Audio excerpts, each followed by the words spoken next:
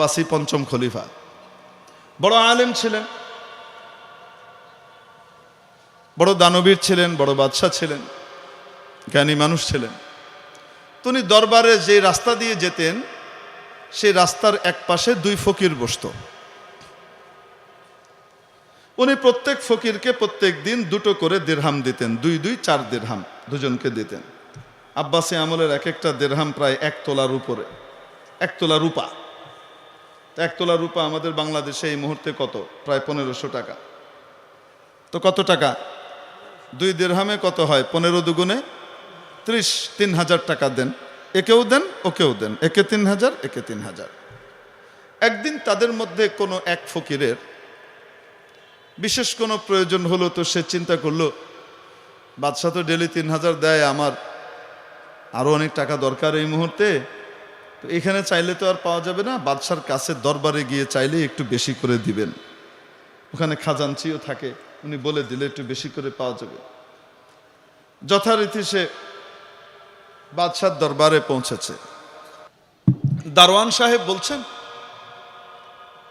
যে বাদশাহ নামদার তো এখানে নাই, এখন দরবারে নাই, কোথায় আছেন? বলে উনি মসজিদে আছেন। এই কথা শোনার সাথে সাথে ফকিরের মন আরো ভালো হয়ে গেল, যাক মসজিদে আছে, মনটা নরম থাকবে, এবার বেশি করে পাওয়া। তো মসজিদে যে দেখে জনশূন্য মসজিদ এবং মসজিদের এক কোণাতে বাদশাহ একা একা এভাবে 2 হাত উঠিয়ে জার হয়ে কাঁদছেন, কাকুতি মিনতি করে আল্লাহর কাছে দোয়া করছেন, নিজের জন্য, গোটা দেশের জন্য, জাতির জন্য সুখ সমৃদ্ধি চেয়ে নিচ্ছেন। এই অবস্থা দেখে ফকিরের মনের মধ্যে একটি চিন্তা এবং চেতনার উদ্রেক হলো, হায় আমি কার কাছে চাইতে আসলাম? আরে আমি তো চাই 1 হাতে, এ বেটা তো আমার চেয়ে বড় ফকির, এ তো 2 হাতে চায়। তো এই বাদশাহ যার কাছে চায় আমিও তার কাছ থেকে সরাসরি নিলে অসুবিধা কোথায়? ফকির সিদ্ধান্ত নিল এখন থেকে আর সে বাদশার কাছে কোনো কিছু চাইবে না, নিজের প্রয়োজনে বাদশার কাছে কখনো চাইবে না, সে আল্লাহর কাছে চাইবে। মনে রাখবেন, নিজের প্রয়োজনে কারো কাছে হাত পাতা এটা ইসলামে নিন্দিত, আর দ্বীনের প্রয়োজনে, ইসলামের প্রয়োজনে কারো কাছে হাত পাতা এটা ইসলামে নন্দিত। নবী পাক মুহাম্মদুর রাসূলুল্লাহ সাল্লাল্লাহু আলাইহি ওয়াসাল্লাম নিজে দ্বীনের জন্য, ইসলামের জন্য সাহাবীদের কাছে হাত পেতেছেন, চাঁদা চেয়েছেন, ঠিক কি ঠিক না?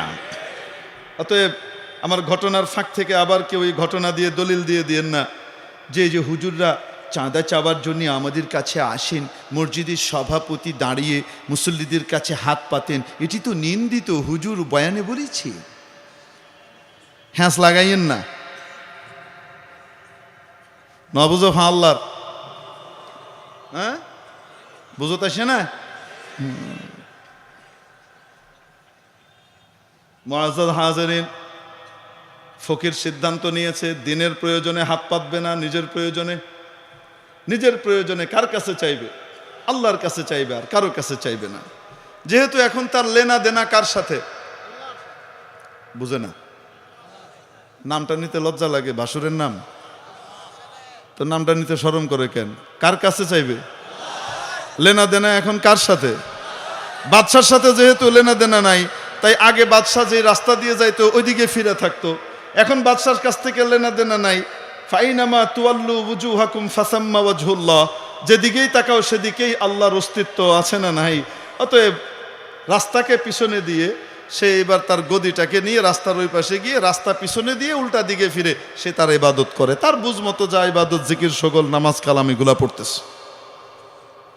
যথারীতি বাদশাহের পরের দিন আসলেন, এসে যখন এখানে দান করতে গেলেন তো একে 2 দিরহাম দিয়েছেন, আরো 2 দিরহাম বাকি আছে না নাই? দেখে নাই। ওই ফকিরের কাছে জিজ্ঞেস করছে, কিরে তোর দোস্ত কই? হে কয় বাদশাহ নামদার, ও সিদ্ধান্ত নিয়েছে ও আপনার কাছ থেকে আর কিচ্ছু নেবে না। এটা কি এইভাবে বলছিল ওই ফকির? বলার ভঙ্গি কি? আপনার কাছ থেকে আর কিচ্ছু নেবে না, বাকিটুকু আর কয় না, কার কাছ থেকে নেবে?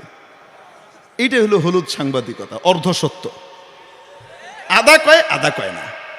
এখন ও কি কয়, ও আপনার কাছ থেকে কিছু নিবে না। বাদশার খুব রাগ উঠেছে। কি রে ফকিরের ফকির, তুই থাকবি মোতাওয়াজে অবস্থায়, কারণ গাদাগার তাওয়াজো কোনাদ খোবে উস্ত, ঠিক না? তোর স্বভাবের ভিতরে, ফিতরতের ভিতরে তাওয়াজু থাকতে হবে। আমার মতো দানবীর বাদশা তোকে দিচ্ছে, যে কোনো সময় খোঁটা দেয় না কোনোদিন কাউকে, দিতে পছন্দ করে, তার কাছ থেকে তুই নিবি না?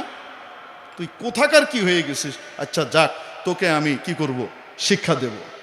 আর এই যে ভদ্র ফকির, অত্যন্ত বিনয়ী, খুবই ভালো, তাকে আমি ধনী করে দেব। মনে মনে নিয়ত করেছে বাজ। মনে রাখবেন, তেলবাজদেরকে সবাই কম বেশ ভালোবাসে, আছে না নাই? যাই হোক, বলছিলাম তেল পাট্টিকে সবাই পছন্দ করে। হারুনুর রশিদেরও মনে হয়েছে এই ভালো মানুষ, আর ওটা খুব দুষ্টু, ওটা অহংকারী, যাচাই টাচাই আর বেচারা করে নেই। তো বাড়িতে গিয়ে, প্রাসাদে গিয়ে ওনার যে শেফ আছে তাকে ডেকে বলেছে, এই আমি কালকে যখন যাব, এই যাওয়ার আগে, প্রত্যেক দিন দরবারে যাওয়ার আগে তুমি আমাকে একটি মুরগি রোস্ট করে দেবে, আস্ত মুরগি। আর ওই রোস্ট করে ওটাকে রূপার কি বলে কাগজ দিয়ে মুড়ে দেবে, আর ওটার ভেতরে 2টো স্বর্ণ মুদ্রা দেবে। কি দেবে? স্বর্ণ মুদ্রা, বুঝেন তো? হ্যাঁ, স্বর্ণের টাকা, দিনার। এখন বলেন, এক একটা স্বর্ণ মুদ্রার ভিতরে প্রায় 1 তোলার বেশি স্বর্ণ থাকতো ওই জমানায়। এখন বলেন তো দেখি, এক একটা স্বর্ণ মুদ্রার দাম কত এই যুগে? 80,000 টাকা, ঠিক কি ঠিক না? 2টার দাম কত? 1,60,000 টাকা। 10,000 টাকা বাদ দেন, দুর্নীতিবাজ সুইস ব্যাংকে পাঠিয়ে দিছে, তো রইল তো 1.5 লাখ। কোন না কেন, আছে না নাই? 1.5 লাখ টাকা দিচ্ছে কিসের ভিতরে ভরে? আসতে বলেন, মুরগির ভিতরে ভরে।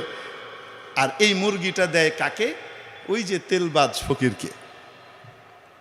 যে ফকির বাদশার কাছে চায়, কার কাছে চায় না। আর ওই 2 টাকা, ওই যে 2 দিরহাম, 3,000 টাকা, ওইটা থেকে ওকে বঞ্চিত করে না। তুই অহংকার করিস আর যাই করিস, আমার দেওয়া বন্ধ নাই, চলবে। কিন্তু একে দেয় 1.5 লাখ, ওরে দেয় কত? হয় না কেন? এই 1.5 লাখ দেয় কিসের ভিতরে বেড়ে? মুরগির ভিতরে বেড়ে।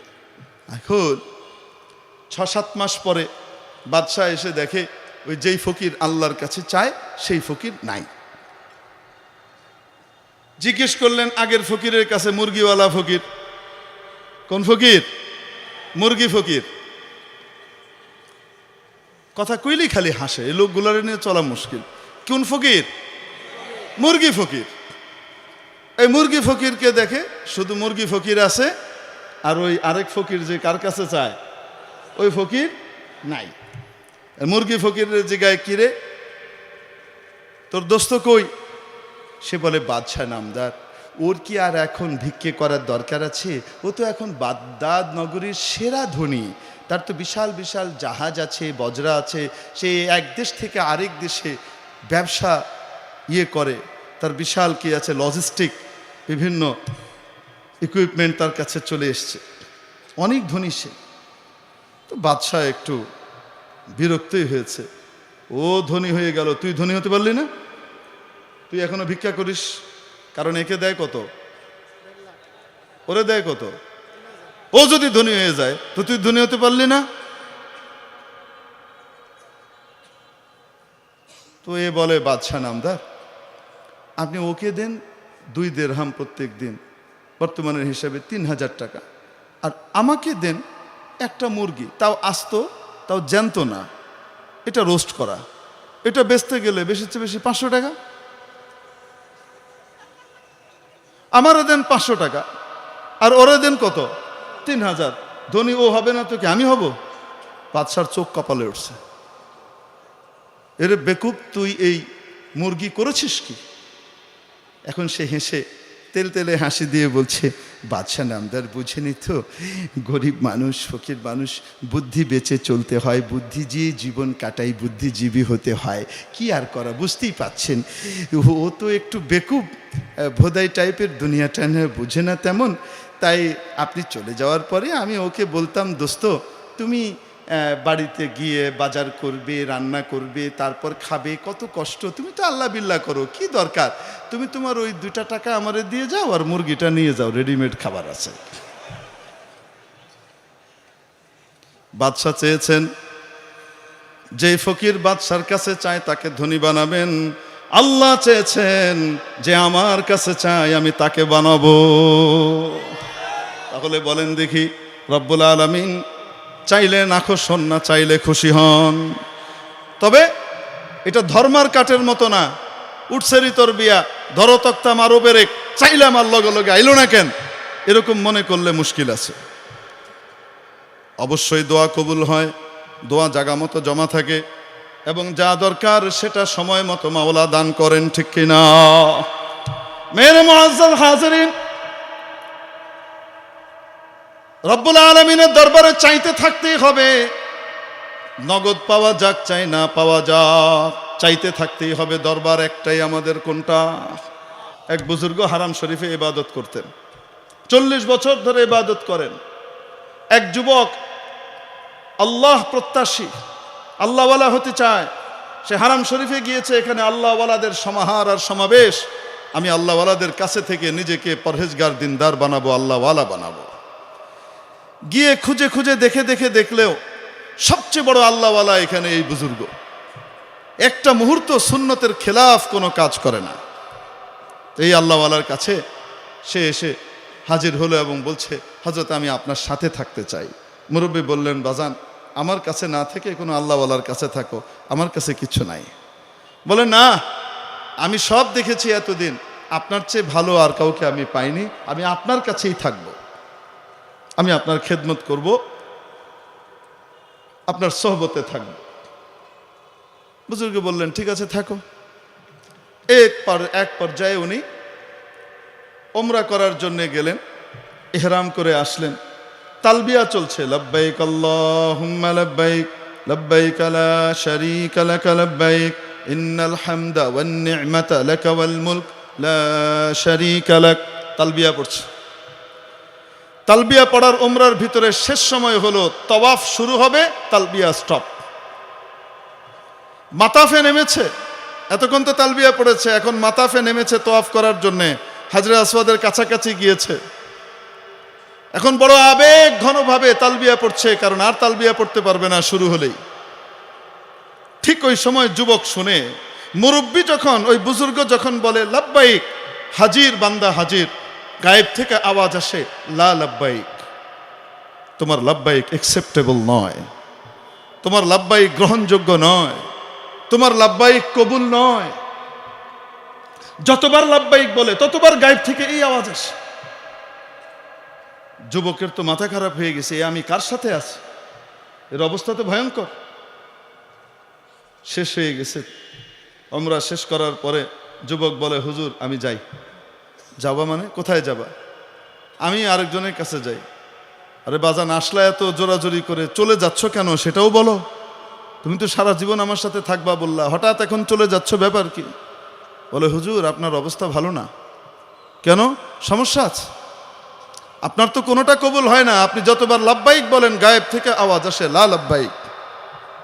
এই কথা শোনার সাথে সাথে ফাতরাকার রাজুলু রাসা, ওই ব্যক্তি তার মাথা এভাবে নিচে নামিয়ে ফেললেন, চোখ দিয়ে টপ টপ করে পানি পড়ছে, আর বলছে, বাজান আজকে তুমি ওই কথা শুনে ফেললা, আমি তো 40 বছর ধরে এই একই কথা শুনছি।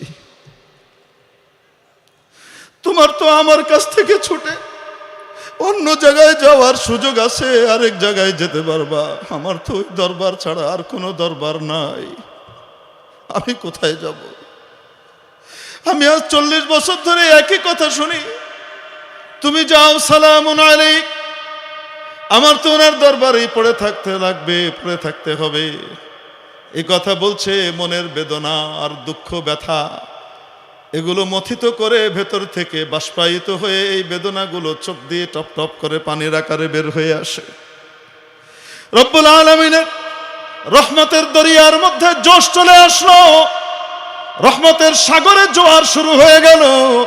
গায়েব থেকে আওয়াজ আসে, কবুল আস্তে গরচে হুনর নেই সে তক, কবুল আস্তে গরচে হুনর নেই সে তক, কে জুজমা পানা হে দিগর নেই সে তক।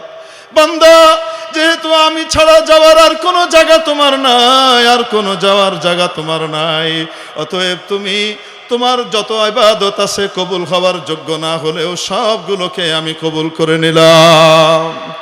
অতএব মাওলার দরবারে ইয়াকিনের সাথে চাইবো, অবশ্যই অবশ্যই আমার রহিম করিম মাওলা আমাকে দেবেনই দেবেন। আল্লাহ তাআলা আমাদেরকে আমল করবার তৌফিক দান করেন, হৃদয় থেকে মন উজাড় করে দোয়া করবার তৌফিক আল্লাহ তাআলা নসিব করেন। ওয়া মা আলাইনা ইল্লাল বালাগ। আসসালামু আলাইকুম ওয়া রাহমাতুল্লাহি ওয়া বারাকাতুহু।